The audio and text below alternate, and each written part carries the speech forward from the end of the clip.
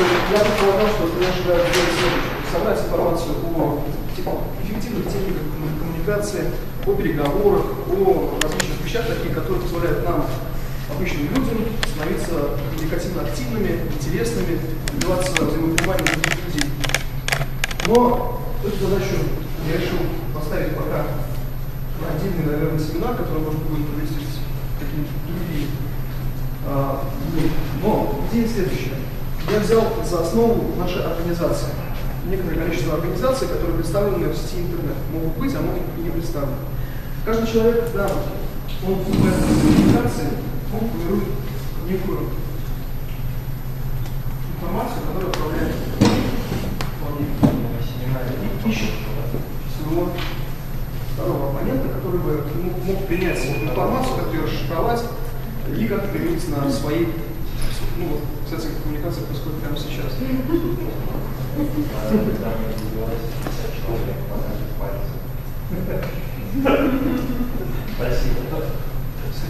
И ситуация заключается в следующем, то что вот, сложности взаимодействия бывают на таком уровне, что под одним и тем же словом понимается очень большое количество образов. Например, вот если я говорю слово «кресло», каким вы себе его представляете? Ну, я, например, сейчас пока не вижу, скажем, мягкое кресло, да, кто-то может видеть кресло-качалку, или другое абсолютно, какого угодно.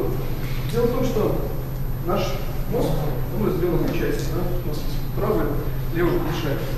В одном из них, у кого как, по большому счету, но правое полушарие отвечает за некие образы. Левое за логику. Например, символ некий. Люди кодируют свою информацию в символы и транслируют ее. У нас, когда мы говорим какую-то вещь, мы ставим знак равенства, когда некий символ соединен с неким образом, который у нас существует в сознании.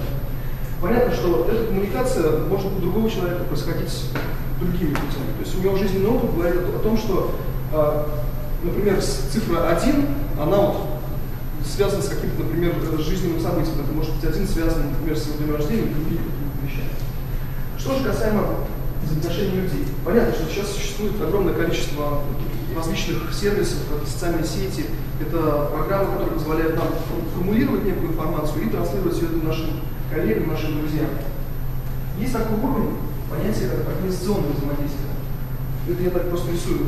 Объединение людей, которые имеют лидера, которые имеют какую-то свою собственную идею, миссию. И это объединение, по сути, тоже транслирует свою информацию в виде каких-то брендовых вещей. То есть это могут быть образы, это могут быть некие картинки, слоганы, все что угодно, что заставляет внешнюю информационную среду давать необходимый отклик. Опять же, есть обращение непосредственно к человеку. То есть, это традиционный бизнес. Когда говорят, вот, купи наш товар, вот, у нас такие-то бренды, и вызывают посетителя на обратную ответную реакцию. Ну, тут все тоже коммуникация. Что же интересно сейчас? Социальные сети — это поколение Web 2.0. Web 1.0 это был интернет, когда он соединял, в общем, большие базы данных, в нем хранилось огромное количество картинок, текстовой информации и видео, и создавались некие поисковые системы, то есть сканирование этого массива и поиск того, что нужно. Второй уровень – это создание социальных сетей, это всевозможные коммуникаторы, это ВКонтакте, это Facebook, это Google, это сервисы непосредственного общения, непосредственной коммуникации, это Skype и различные другие программы. Ну, все знают, да, такие бренды? Кто не знает, перечислим. Ну, все. И ситуация заключается следующим образом. Появляется новый уровень взаимодействия.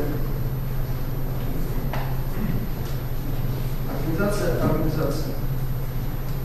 Мы сейчас находимся на том этапе, когда мы формируем некие семантические сети. Семантика — это означает, что смысловые сети. То есть каждая организация, когда создает свой сайт, она обязательно делает семантический блок.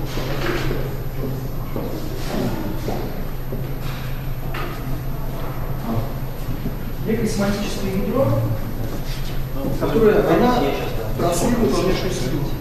транслирует как через там, печатную продукцию, через сайты, через различные. Ну, в общем, всю свою информацию как-то она пытается объединить для того, чтобы люди по тем или иным словам, по тем или иным образом могли найти и как-то присоединиться к этой организации. Понятно, что такие семантические сети существуют пока не во всех организациях, и многие даже об этом не задумываются, но в бизнесе уже к этому идут. Смысл вот этой информации, которая передается, заключается в присоединении. То есть вот эти семантические сети, блин, как я не знаю, как это сказать, какие-то непонятные слова. Давайте обратимся к примеру тому, который вы делаете. Вы в первом своем занятии, когда Ирина Гвидовская была первый блок, да, вы создавали такую цепочку слов, цепочку образов, которая начиналась с одного конкретного слова и переходила в различные формы. Да, совершенно верно. Вот эти те слова, которые, по сути, составляют смысловой блок вашего проекта. Те слова, которые отражают вашу деятельность, должны как-то транслироваться во внешнюю среду. То есть, если вы хотите продвигать этот проект, то эти слова должны звучать. Звучать в ваших письмах, которые вы направляете в соответствующие органы, там, организации, либо к своим партнерам. Либо звучать на ваших сайтах, в ваших видеообращениях, либо других, например, ну, то есть, либо в других каких-то формах взаимодействия. Понятно, что этот способ создания семантических сетей, он пока только развивается. На данный момент задача нашего семинара заключается в следующем. Понятно, что завтра мы уже все разместимся. Что? Семантика. Смысл? Покороче, я записываю. И мы уедем, мы будем находиться, может быть, в разных городах, может быть, кто-то уедет в другие страны, как еще. Но смысл заключается в следующем, что, в принципе, нам сейчас на данном этапе при доступе в интернет не нужно возить свое туловище на работу, грубо говоря. Большинство вопросов, большинство проектов, особенно в некоммерческом секторе, это, по сути, коммуникация, это общение с целевой аудиторией, это общение между людьми и создание неких социальных связей. Ну, по крайней мере, я так для себя это вижу, и надеюсь, что у вас есть подобные опыты. Соответственно, это общение необходимо формировать двумя видами. Есть понятие асинхронной коммуникации. Есть понятие дистантной. Дистантная коммуникация – это когда мы находимся в разных местах и работаем над одним каким-то документом или каким-то проектом. Для этого существуют некоторые сервисы, которые я покажу чуть позже. То есть это сервисы коллективной работы. Когда берется какой-то определенный объект информационный, это может быть сайт, это может быть наш проект какой-нибудь, тот, например, любой из тех, которые сейчас здесь представлены. И в режиме онлайн собирается некоторое количество людей, которые генерируют этот проект, которые его обрабатывают и создают его результат информационный. И асинхронная коммуникация – это когда люди в любое время могут зайти, обратиться к тому или иному документу, к тому или иному ресурсу и внести в него самостоятельные изменения. Это один из примеров, который приводился, это проект Википедии. То есть это асинхронная система коммуникации, когда формируется большая база знаний, большое количество людей прикладывают свою деятельность к тому, чтобы этот проект существовал и развивался. Ну, то есть понятно? Ситуация заключается еще в следующем, что люди в реальной коммуникации достаточно тяжело общаться. Ну, бывают разные там, интересы, бывает несхожесть во мнении, но процесс работы в сегодняшнем ключе, вчерашний, показал, что здесь собрались те люди, у кого есть общие интересы, общие слова и общие мысли. Поэтому эту коммуникацию нужно продолжать. Чтобы ваши проекты, которые здесь сейчас сделаны, которые мы стараемся помочь развить, должны перейти в сеть в интернет. Это понятно и разумно. Почему? Потому что мы о чем мы говорили. Мы должны создать некую переговорную площадку, где наши организации смогут между собой делиться вот этими информационными пакетами. Когда есть некий проект, есть некая информация, она выложена, и любой посетитель этого сайта может отнестись как-то к ней, то есть прийти, посмотреть, как-то с ней поработать. В чем заключается идея? Мы создаем одну общую платформу на базе Google сайтов. Ну, я, в принципе, покажу, как это делается. Эта платформа включает в себя простой механизм создания страничек и переговорных различных площадок. На этой страничке можно будет зафиксировать информацию, ту, которую вы делали в течение этих 2 дней. Мы на данном сайте разместим все фотографии, которые вам могут быть интересны. Мы также отфотографируем каждый плакат, и он также будет представлен в цифровом виде. Вот какая задача будет стоять перед вами?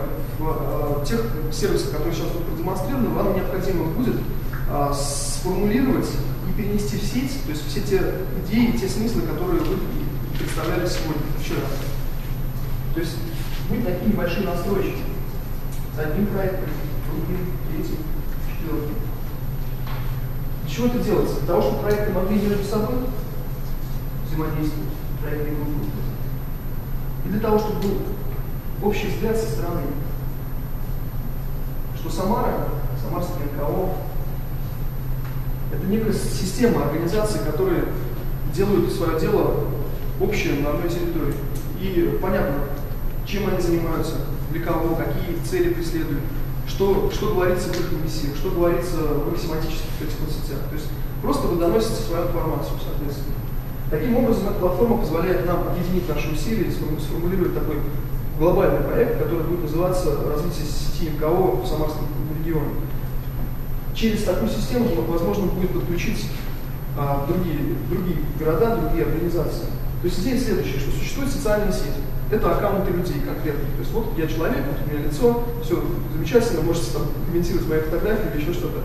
И есть другой момент, это, конечно же, социальная сеть организации. То есть создается также аккаунт организации или аккаунт рабочей группы, которая тоже имеет некий образ, то есть там фотография, логотип или еще что-то, и некие тоже надписи, комментарии или подобные вещи.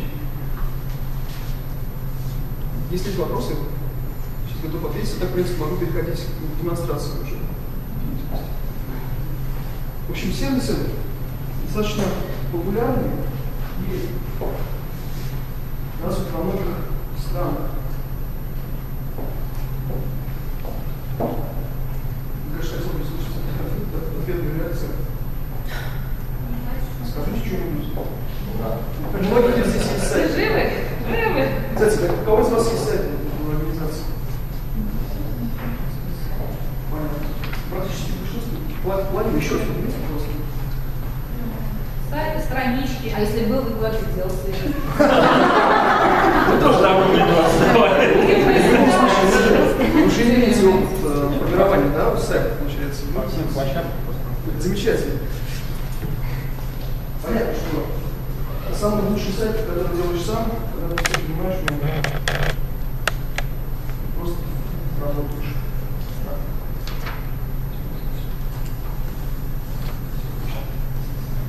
Существует такой сервис, называется он Тимер.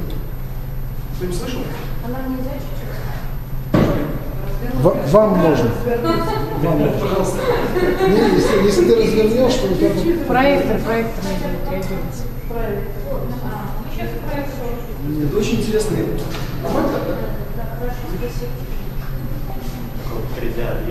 Да. В общем, такой проект сделан российскими разработчиками для самих себя. Они создают сайты с помощью этого сайта. Они создали такой проектный инструмент, где сразу видно, кто чем занимается в момент его деятельности. Тимер — это сервис для организации командной работы. Ребята заходят, существует лидер группы, который формирует некие задачи в рамках проекта. Эти задачи выстроены в одну категорию по своей сложности или каким-то наработкам. И эти задачи выстроены в логично правильную книгу. То есть вот сегодня, завтра всегда можно посмотреть, кто виноват, кто что не сделал, кто не успел, выложить информацию о той или иной работе. Можно всегда выйти на связь, постоянно указаны различные онлайн-сервисы, и в таком режиме даже становится непонятно, когда ты работаешь, когда отдыхаешь, когда тебе приходит просто на твой, скажем, компьютер информация о том, что происходит. То есть вы всегда в курсе событий, точно снимаете, результативно сервис. То есть вы уже увидели, по крайней мере, и вы никуда не знаете. Информационные рассылки вы также получите. Один из интереснейших сайтов, которые занимаются, например, образованием, это Lingual. Сайт создан в виде флеш-игры, которая позволяет учить английский, используя массовый контент, который загружен на YouTube, который существует просто в интернете, который также загружается пользователю. Интересная программка, я надеюсь, что в будущем появится и по другим направлениям знаний, направлениям деятельности человека, людей, таких же сервисов. Социальные сети, я думаю, что все с ним знакомы, так или иначе. С ними, в принципе, все ясно. В них существуют определенные сообщества пользователей, различные интересы. Чем сложно, например, работать через сети, чем легко работать через сети? Дело в том, что сайт организации любой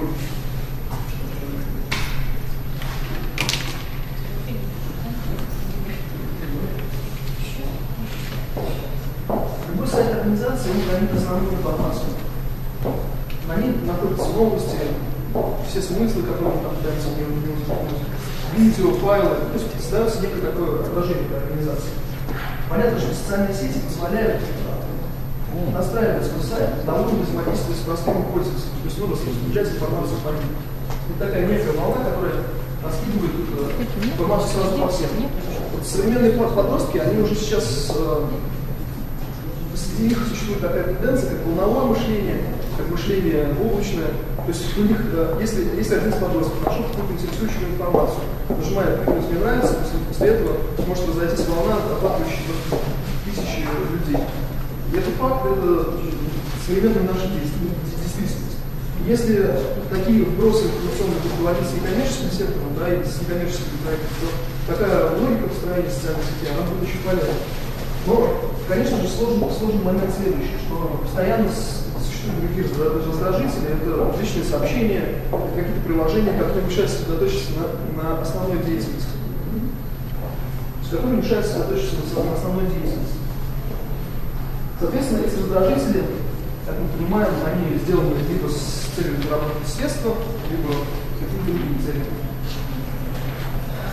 Есть такая информация, в принципе, она с первого вкуса получена. В Москве на инновационном конвенте выступал разработчик игры Angry Birds. Может быть, слышали, там где птички летают и разбивают всякие там сооружения, как лапта. В общем, она одна из самых популярных игр на данный момент. Скачивается больше, чем Tetris. Это достаточно такая популярная была в свое время. И побила вообще все рекорды по заработкам, по развитию. Заключается у них идея в следующем. То есть они меряют эффективность того или иного сайта, того или иного сервиса, в том числе своих игр, по тому количеству времени, которое игра занимает у человека от относительно работы, учебы или семьи. То есть у них